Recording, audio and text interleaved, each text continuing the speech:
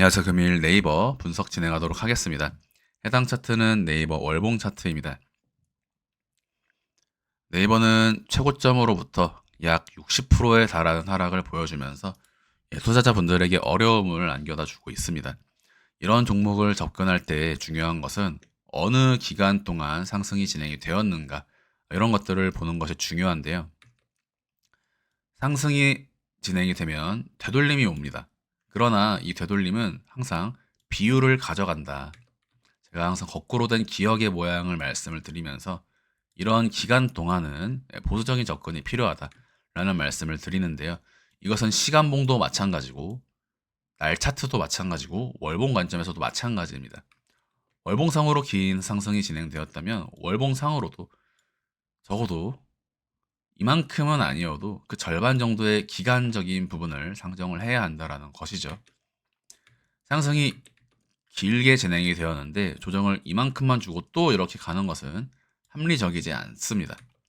그래서 이 상승에 대한 조정의 기울기, 지금 모양은 그 끝을 향해 다 와가는 구간으로 볼 수가 있는데요.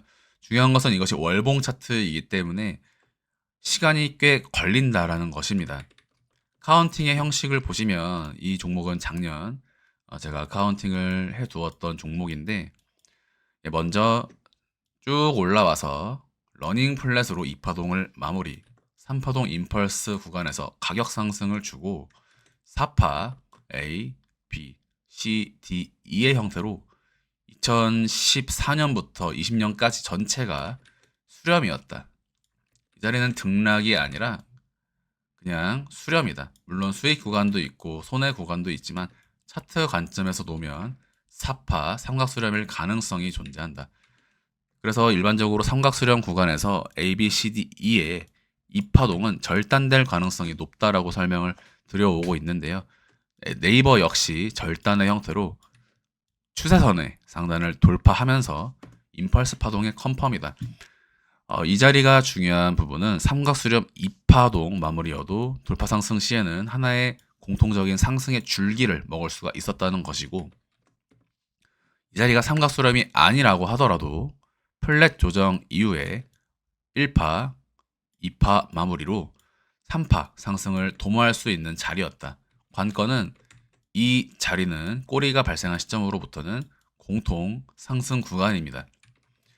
이 자리가 1, 2, 3, 4, 5로 상승이 나온 것이라면 어느 경우여도 하나의 중파동 이후에 이후 나가는 상승은 5파동이 되는 것인데, 이제 그 5파동의 위치가 여기든 여기든 여기든 그것이 다 끝이 나고 나면 전체 상승분에 대한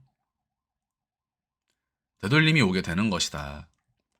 그래서 이 자리는 이제 중요한 리스크 관리를 했어야 하는 자리고요. 주봉으로 다시 들어와서 보시면 지난 네이버의 2021년 고점까지 상승이 진행됐던 구간의 차트 패턴을 보시면 정석적인 다이아고날 패턴을 보여주고 있습니다. 비트코인이던 국내 주식 개별 주건, 나스닥이건 어느 종목의 차트에서 든지 간에 이러한 다이아고날 패턴이 나오면 추세선 하단을 이탈하는 조정이 진행될 수 있다. 최소한으로 ABC고요. 이것이 5파 위치에서 다이아고날이 나오면 이것을 엔딩 다이아고날이라고 부릅니다. 제가 최근 구간에서 코스피에서 말씀을 드리는 1파 리딩 다이아고날과는 다릅니다. 1파에서 선도 쐐기형이 나오면 이후 진행되는 3파 상승에서 강한 상승을 예고하는 것이고요. 1파에서 나오면 이후 진행되는 대파동 5파 임펄스를 예고하는 선도 쐐기형. 뒤에 이어지는 파동을 리딩한다라는 의미에서 1파의 리딩 다이아고날이라고 부릅니다. 그러나 1파의 위치가 아니라 5파동 위치에서 다이아고날 패턴이 나오면 이것은 엔딩 다이아고날로 부르면서 5파동의 종결을 알리게 되는 패턴입니다. 5파동에서 다이아고날 패턴이 나오면 이후 전체 5파동 상승에 대한 되돌림이 진행이 된다. 따라서 네이버 마지막 자리에서 정석적인 다이아고널 패턴이 나왔기 때문에 특히 D파의 위치를 깰 때는 조정의 컨펌이고요.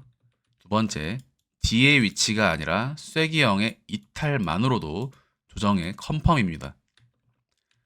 5파동이 다섯 번째 파동이 진행이 될 때에는 꼬리를 주고 페이크를 주고 내려오는 것까지 염두에 두지만 어찌되었든 조정에 대한 리스크를 염두에 두어야 한다. 정확하게 상단 추세선을 찍으면서 이것은 한치의 위협, 페이크조차 없습니다. 비트코인 같은 경우에는 위로 꼬리를 주고 내려가는 패턴이 나오면서 슈퍼포지션에게 리스크를 안겨다 주지만 네이버 같은 경우에는 그야말로 교본과도 같은 패턴으로 조정이 진행이 되었다. 따라서 첫 번째 조정 파동에 대한 부분은 임펄스 5파동으로 간주를 하였습니다. 중요한 것이 있는데요. 지난 네이버에 조정이 진행된 이후로 제가 기존에 작도하였던 카운팅을 보시면 5파 엔딩 다이아고널 위치에서 5파동의 조정이 나왔기 때문에 한 파동에 반등 국면은 주게 될 것이다. 작년 카운팅입니다. 그래서 B파 반등의 패턴을 ABC로 주면서 대략 25만원 선까지 22만원은 넘고 25만원 선까지 반등이 진행될 수 있다. 그러나 반등 이후로 재차 하락하는 리스크가 열려 있다. 이렇게 말씀을 드렸었고 정확하게 A파 위치에서 반등 파동의 형태에 대해 말씀드리면서 단기 수익 볼 수 있게끔 분석 진행했던 종목인데요. 지금 모양 보시면 작년에 찍어두었던 모양에서 지금 구간의 모양을 좀 비교해 볼까요?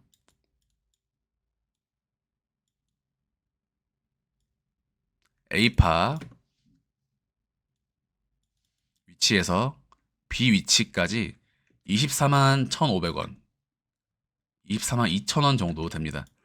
25만원 미달이지만 크게 가격이 중요한 것은 아니고 여기서 보시면 지금 네이버 엔딩 다이아고널 위치에서 5파동으로 조정 마무리 말씀드린 위치에서 정확하게 반등파 ABC, A, B, C를 주고 지금 한 파동에 조정이 이어지려는 것이 아닌가 이렇게 지금 의심하고 있습니다. 그래서 여전히 매수를 진행하지는 않는 종목이고 이 종목의 하락이 지금 C 하락 구간이라면요. 자 보시면 ABC는 535 ABC 1, 2, 3, 4, 5 ABC 그리고 다음 C 하락은 무엇으로 진행이 됩니까? 임펄스 5파동으로 진행이 되게 될 것이다. 파동 강의 영상에 모두 자세하게 설명이 되어 있습니다. 그래서 지금은 B파 반등이 마무리되었을 가능성이 존재한다. 여기서부터 C 하락으로 떨어지면 연말까지 빠집니다. 즉 기존에 수급을 받는 종목들 위주로 수급이 몰리고 이런 네이버와 같은 비교적 과거 기존의 올드한 산업군 이런 쪽으로는 수급을 받지 못한다면 네이버의 주가 하락은 올해 말까지 이어질 수 있다. 지금 패턴의 신뢰도가 조금 높지 않나 생각을 해서 좀 걱정입니다.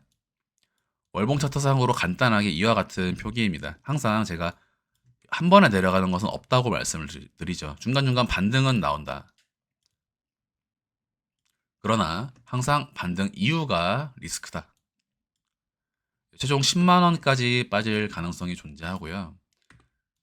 지금 자리에서 디테일을 따져보면 이 자리 깨면 이제 하방 컨펌입니다. 8만원까지 장기 우하향 적어도 10만원까지는 빠지는 것으로 보고 2025년 상반기까지 조정 가능성이 있습니다. 조정이 100% 진행된다는 것이 아니라 가능성이 있다라고 말씀을 드리는 거니까 만약에 고점에 계신 분들이라면 내년까지는 그냥 덮어두시는 것을 상정하시는 것이 심리적으로도 좀 편안하실 것 같고요. 최근 구간에서 매수를 고려하시는 분들은 조금 뒤로 미루시는 것이 어떨까. 네, 삼성전자에서 비파 반등 이후 C 하락에 대한 부분은 리스크로서 최대 리스크, 그러니까 가장 많이 떨어진다면 어떻게 되는 것인가에 대한 최대 리스크를 말씀을 드린 것이라면 네이버는 그거보다도 안 좋습니다. 삼성전자는 변곡점의 위치이기 때문에 테슬라도 마찬가지로 비파 반등 위치에서 정리를 했다면 그래도 리스크를 피할 수 있었는데 삼성전자가 지금 위치상으로는 비슷하거든요. 네이버 같은 경우에는 이미 이 자리를 위협하고 있기 때문에 거의 확률이 높다라고 볼 수 있습니다. 직전 영상에서 삼성전자의 상승 카운팅으로서는 WX, Y파 파동 패턴으로 상승, 조정, 상승으로 나갈 수 있다라고 말씀을 드렸지만 네이버에서는 어떠한 상승 파동 카운팅의 형태도 잘 보이지가 않습니다. 우리가 산업이나 이 기업에 대해서 생각을 해봐도 실제로 이제 현재 시장에서 AI와 반도체가 지금 주도를 하고 수급을 받는 이 시장에서 네이버가 가져갈 수 있는 상승 동력이나 새로운 이슈 이런 것들이 뭐가 있을까 생각을 해보면 다소 미심쩍게 보여지는 것이 사실입니다. 따라서 네이버 24년 하반기까지는 조금 조심해야 하지 않을까. 이 종목을 만약에 이런 위치에서 매수를 하고 계신 분들이라면 어느 정도 비중을 줄이는 것도 저는 괜찮다라고 보고요. 최고점 위치에서 매수를 하신 분들은